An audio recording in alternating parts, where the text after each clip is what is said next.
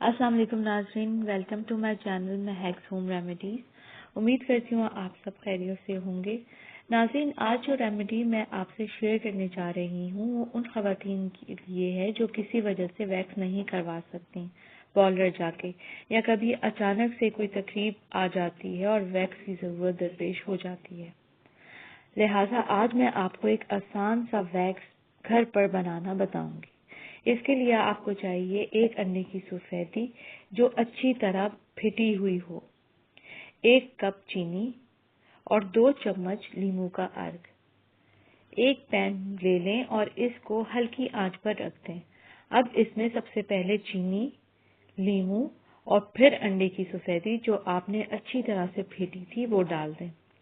خیال رہے کہ اگر سفیدی اچھی طرح نہیں پھٹی ہوگی تو اس مکسچر میں گٹھلیاں بن جائیں گی، لہٰذا سفیدی اچھی طرح پھیٹ لیں۔